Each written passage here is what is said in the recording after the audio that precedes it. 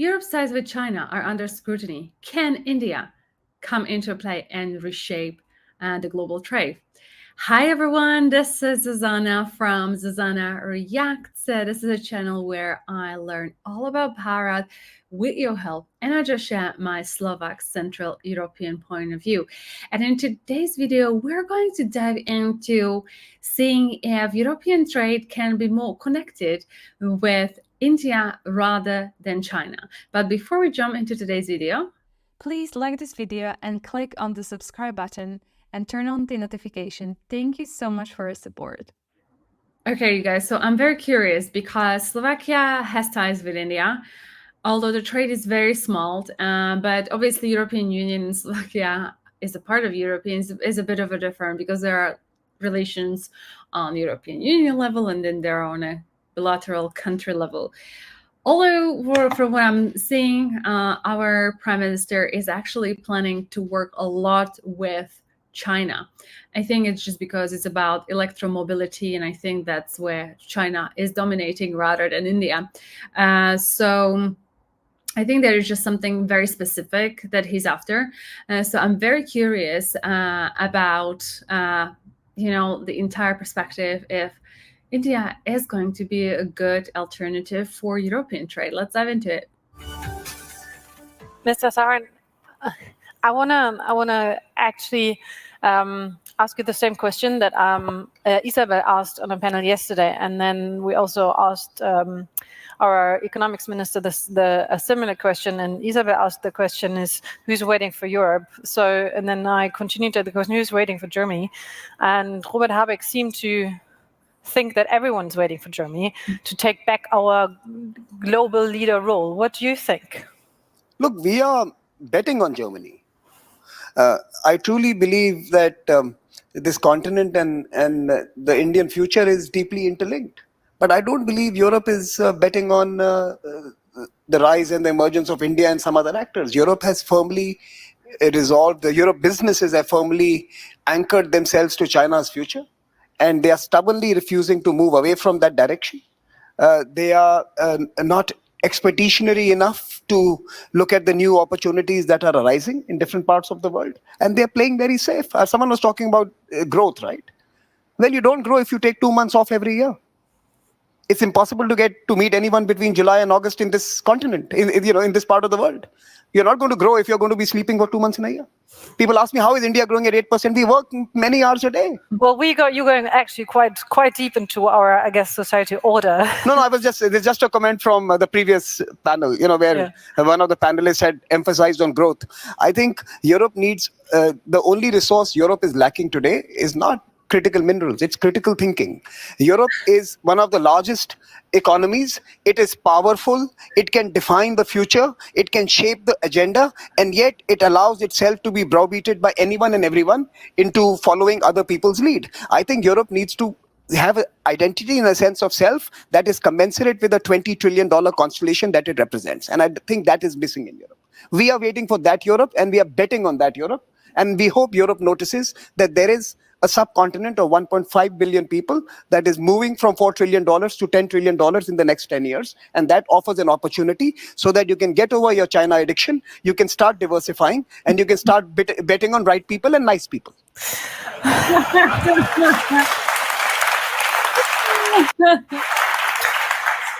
Well, I guess I'm also quite sure there's also nice people in China. So just to make that point clear. So Benedikt Franke, you are, I guess, like I said, you're CEO of Munich Security Conference. You had a conference earlier this year that was not easy because the times are very critical. When you look back at it now, is, let's say, the rising of other countries the most interesting that we've been seeing? Maybe we start there. Can I start by saying how much I love being on a panel with Samir, because he's probably the only one that makes me look quiet and sane, which is absolutely fantastic. Thanks, Samir. Yeah, so the Munich Security Conference 2024 was all about the need to include the Global South. Yeah. For us, it wasn't as much the invasion of Ukraine that was the wake-up call. It was really the UN General Assembly vote a week later, where we were all thrilled that 142 countries said, no, it's not okay to attack and kill your neighbor. And, 5 countries, the usual suspects, said, no, perfectly all right to invade and kill your neighbor. But it was 38 countries representing more than half the world's population that abstained. They all abstained for different reasons. But at the end of the day, I think it's pretty clear to say that more than half of the world currently doesn't believe in the global order that we've become addicted to. And the Munich Security Conference tries to do its part in, trying to figure out why that is the case. And what do these 38 countries really have in common? That's not a lot. So there isn't a consolidated global South. Maybe we jump there. What do they have in common? I think they have a frustration in common. They have a legitimate concern in common that the global order does not work for them, in fact, structurally disadvantages them. And I think they also have a narrative in common. First of all, this rules-based international order that we all love, most of them weren't independent when the rules were made. Second, the rules don't work for them. Look at the different debt level and the money you need to get rid of that debt. And look at how we are adhering to the rules. Look at our double standards. Why do we treat, the ICC verdict against Putin differently from the one against Netanyahu? Why do we treat the war in Ukraine different from the war in Tigray? I mean, they have very, very clear... Well, there are reasons, though. They are, but the point is, we are not very good at explaining them, and we are not very good at taking them along. And we believe we need to get a lot better at taking them along. And I'm also not saying we do not have double standards. I'm also quite sure that's the truth. When you're looking from your perspective, like I said, from the outside in, is that something that you would subscribe to? That you said that's actually what's happening? No, actually, these were my notes that he read out. So you're welcome. These were exactly my thoughts as well on the commonality between those who don't necessarily agree with you. It is a genuine grievance against how A, the rules have been framed, B, how they have been implemented, and C, who has been given exemptions from following those rules. If you are sitting in my part of the world, for me, the problem did not begin with Ukraine. It actually began with Afghanistan. That was highly problematic. That you did a deal with the devil, and then you left a country overnight, and then your agencies return there and they demand women's rights. What were you expecting when you did the deal with the government that is in charge of Kabul? You were expecting them to be promoting women's rights? I mean, this is ridiculous, right? So you knew what you were getting into. You closed your eyes because it was expedient to leave Kabul, and you walked away overnight, and you had those terrible scenes out of Afghanistan. For me, that was problematic. But, location matters. So I get more affected based on what happens in my neighborhood, and similarly, you get affected what's happening in Ukraine. The distance is pretty much the same between Delhi and Kabul and Berlin and the borders with Russia. So my point here is that there is a genuine problem. We have a problem. We have to first admit that the rules that were framed have served the first billion well.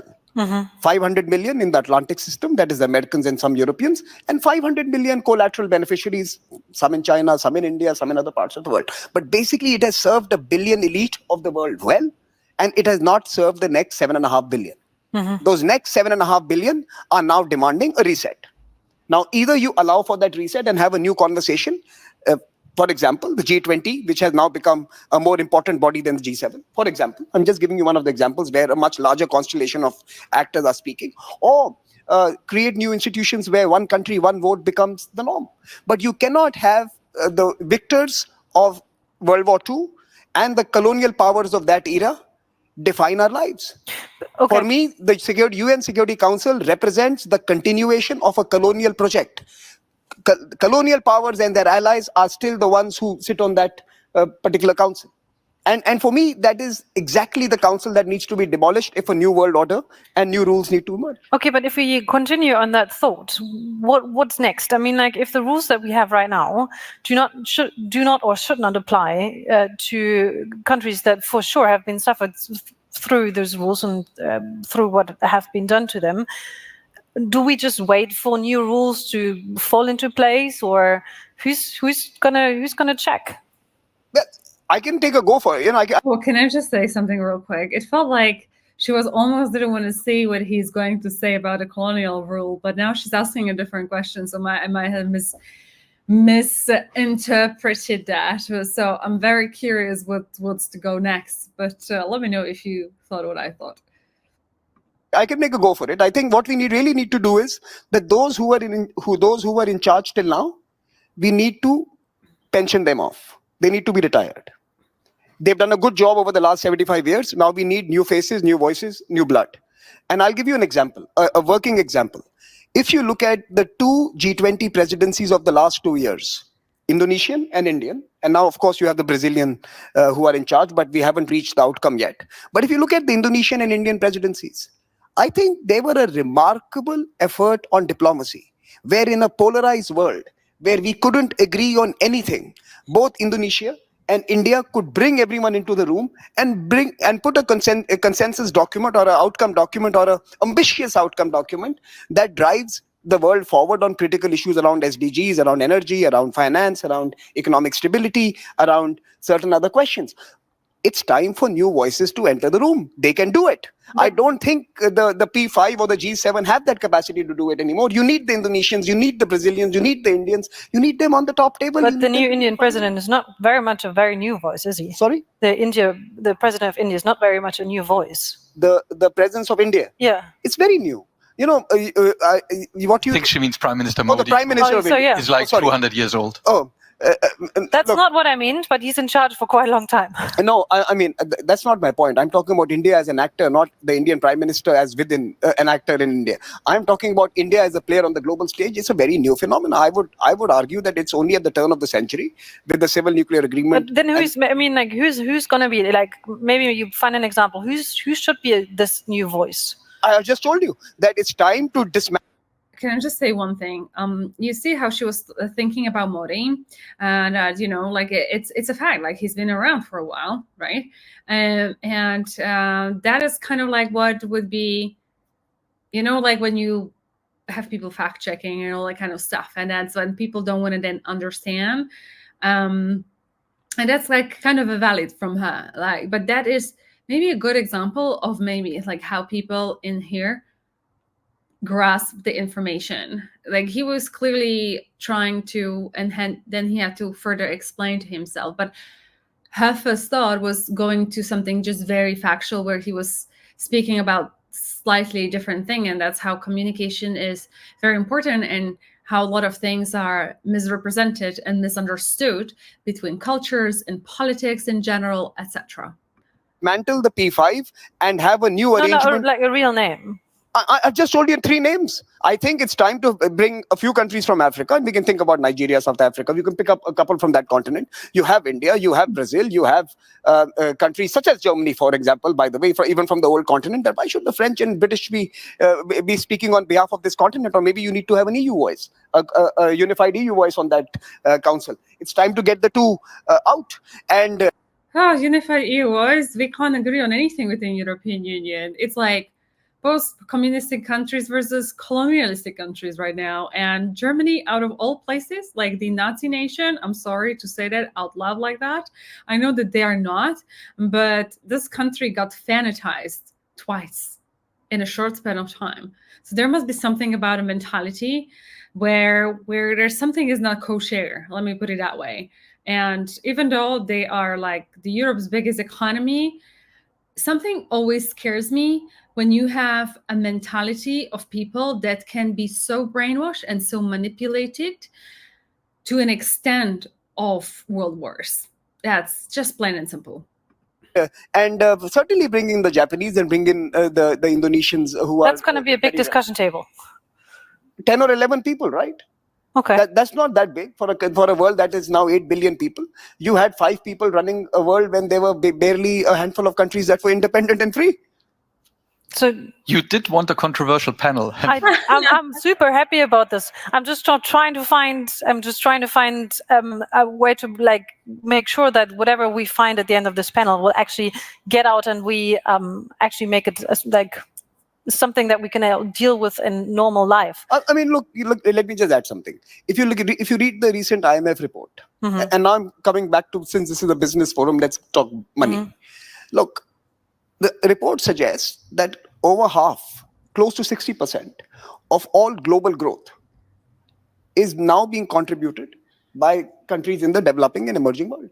So China, India, parts of Africa, Asia, they are contributing 2/3 of global growth, and this is going to remain a trend line for a long time. This is going to be the reality.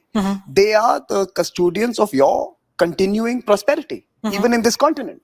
Now, it is important that those who are contributing such large amounts to the world's stability and growth need to have a say in the table. Instead, what do we see? What we see is that global financial flows are still decided by 3 capitals or 4 capitals, most of them in Europe and US, right? It's New York, London, Paris, and if you want to count a couple of regulatory bodies in Switzerland, it's they who decide how money flows. Climate action is happening in India, Africa, Latin America, and yet climate finance remains concentrated in Europe. And whose fault is this? Yours. I love this man. I love this gentleman. Oh my God, he is so bang on the money, because what is happening in Europe, just so you're aware, I guess for the ones living in Europe, there is this Green Deal, and there is a lot of arguments. Apparently the Green Deal is going to be detrimental and will end the European Union. But the point is that the way they are calculating C2O and all that kind of stuff is apparently, so I did not verify the facts, so you can go and check. But what they are saying is that, the Europe on its scale is a very small percentage. And the restrictions they're trying to, they completely want to cut off all the diesel cars, and actually very soon. And, we are only responsible for a small fraction of the pollution here in Europe as opposed to other countries. But this is where I say, he's bang on the money, that they try to concentrate money for here, which will actually destroy the whole Europe. But rather than treating the, or rethinking that and supporting countries, they're actually emitting that. I love this man. It's your fault. I mean, look, if you control the bank and you don't allow financial flows to cater to growth potential, it's your fault. If I was sitting on the banks, if I was sitting on the taps of money, and if I was controlling those taps, I would have said it's my fault. If there's an unequal financial architecture, if there is a perverse financial architecture, you have to blame the managers of that architecture. The Paris Club is to blame, period. But there's no but. You are to blame. Now, what do we do about it? I'm not saying dismantle the architecture. I'm saying this man, I love him. Clap. Love it. I think that she is very taken aback about the directness. I love this. Yes, it is time to create partnerships with others and expand it, enlarge it. You are talking about, like you said, you are talking about a system that grew over years, centuries, and you can say it's the people who are sitting on there now are to blame, but you could also say maybe it's time to change the system systematically, like you said. I'm saying that itself. If that gives you relief, let's do it. It's the same thing. Let's change the system. Okay, and again, because you've also been speaking to a lot of countries from the global south, what would be a good next step to actually change that system where there isn't and the thing is I completely do feel like everyone agrees with you that people like countries that have not been sitting on the table enough do need a voice that is louder than it is right now. Okay, once again, thanks for making me seem cool. I guess, there is only one Samir Saran, but I'm really enjoying this because that's the voice of the Global South that I keep hearing wherever I go. Those are the points. And we sit in our silo and we just ignore it. And at some point, it'll come back to bite us. There is, however, other side to this discussion. One thing that unites the Global South is this opposition, justified opposition to the current system. One thing that divides them is a vision of the future. And there are very few countries in the Global South that, beyond the occasional fantastic G20 presidency, actually come up with concrete proposals, put in the investments, the diplomatic power to move things forward. The West, for lack of a better term, has made some proposals. Reform of the global financial architecture, to start off with. I'm absolutely with Samir that we need to change things to make global governance mechanisms attractive to the global South, create stakeholders, pull them along. But it's not enough to just be against the current order. You need to present concrete proposals for the way forward. Some countries have done that. The Indian G20 president has done that. They have added the African Union to the G20. They've had other success stories, but it's not enough. Germany, the European Union, the West invests billions and billions in the diplomatic machines that keep the system running. And where are the Brazilians? Where are the South Africans? Where are those that are shouting loudest? I don't see enough of them to actually justify us just leaving the room and handing over the world, so to say. So question back at you directly. Why do you think that is? I mean, is it just because we're too stubborn, just because we're too lazy to change things? Or is it just because we're too afraid to actually that other countries could gain more power and we lose ours? So, I think there is a very easy answer to that and a rather complex one. The complex one is that it's all of those things, maybe with the exception of the lazy bit. We are afraid of losing out. We are afraid of relative power shifts. We are afraid of a world order that takes away our structural advantages. And we have not yet developed trust in the global South to actually get it done, to look beyond their borders. Because another point is, it is the West that is driving the Sustainable Development Goals. It's the West that is driving humanitarian action around the world. And it's definitely not the global South. Now, the legitimate counter-argument is the global South does not yet have the money and has enough problems at home to go abroad and solve things. And we do see Kenya going to Haiti and things like that. So there is an increasing amount of agency in the global South. But again, I would say just not enough. Now the question is, are we leaving them enough room? Are we making it easy for them to enter the debate at the right level? Are we enabling them? Is that even our job? I think those are the questions we need to discuss. Also, I wanna add one more point to the discussion, and I know you've been very outspoken about this. You said in an interview. Never is outspoken. I'm shy. I've noticed. You said in an interview there is a creeping surrender to China in the world. Not in the world, in Europe. Okay. Be specific. I said that it's time to now perhaps. Okay, I think before we jump into China, I was just writing notes and I was wondering, do I say it at the end or do I say it now? So I think what he's saying, so I see where the leaders would be, and I don't think he's going to counter that, but I would love to know the counter argument that there is no leadership from the South, perhaps except for India. Now the question is, if your country is developing, and it's very easily done by a Maslow hierarchy of needs. You have to have first certain needs met, and as a human. But I believe that same analogy could be applied to building a nation before you are able to look outward. And I actually believe that there is. He claims that he speaks to the leader, so I'll just take his word for it. Yeah, so, and he's saying that we are leading as a West in the sustainability. Of course we can now that we've exploited, as in, like, I say we, but Slovakia has never colonized any nation. We were an enslaved nation. So I don't consider myself West in that sense. I think when it comes to West as a we, I would say that it's like the block of nations that we belong to. We have very little in common because very different mentality here. But they've colonized the world to advance themselves, exploited countries, and now they have that advantage and they can do that and they can lead that.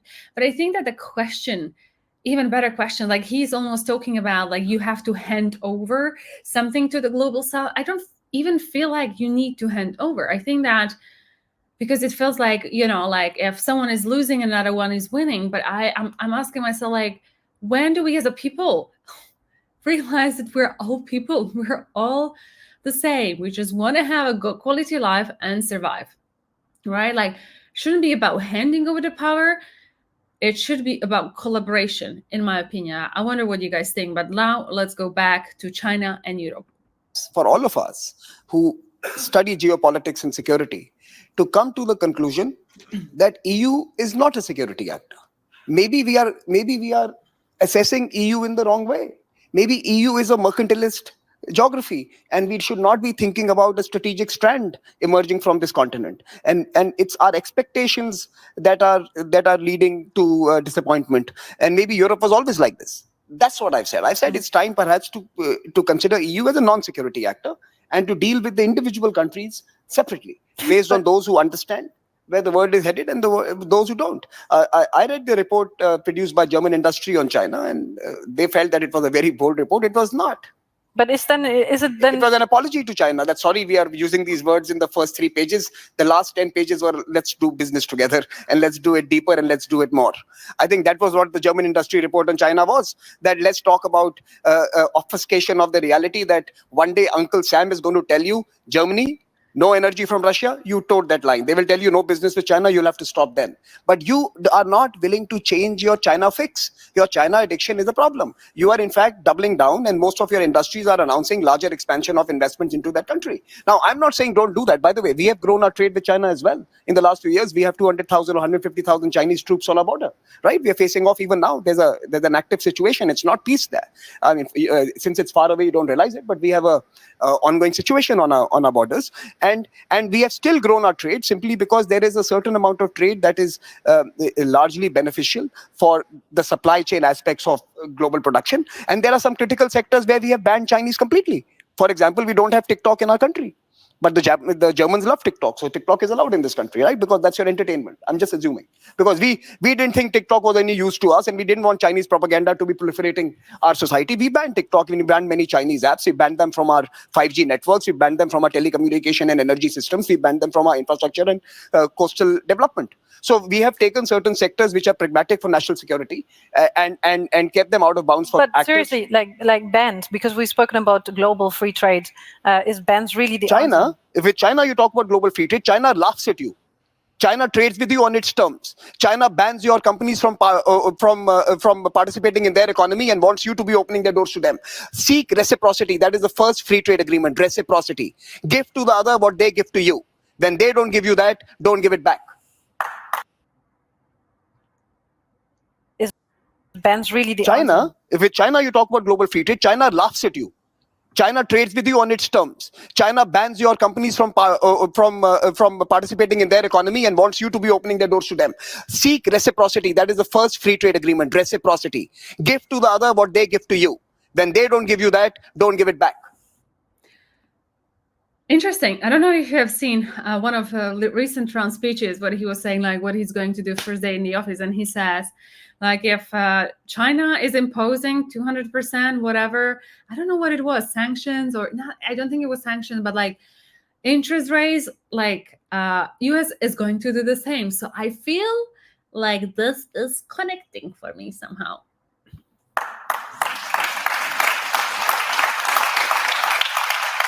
Still most. I like the Chinese too. I do a lot of trade with them. What I'm asking myself is, because you said like most of it's been run by people and some Western capitals. If it's true that we surrender to China, especially in Europe, is it not actually the Chinese that run us? They run who? They run the Europeans. Well, like more or Look, less. I don't think we have reached that level yet, but I can certainly say that there are enough reports coming out of this part of the world, certainly one that came out in the UK, how the entire R&D system of UK universities was actually building Chinese capabilities in critical technologies. If you look at deep tech, and that's a very broad term, but if you look at some 23 important technologies, there's an Australian report which says that in 18 out of the 23 technologies, China leads. Now, this has been largely built on the back of their being able to capture all your R&D and innovation centers around the world. They have funded Cambridge, they have funded Oxford, they have funded East Coast of America, they have funded perhaps even universities in this country. I've not necessarily looked at Germany, so I will refrain from commenting on it. But I won't be surprised that if a large part of your civil architecture is contributing to their increasing influence in key sectors. Second, they control your media.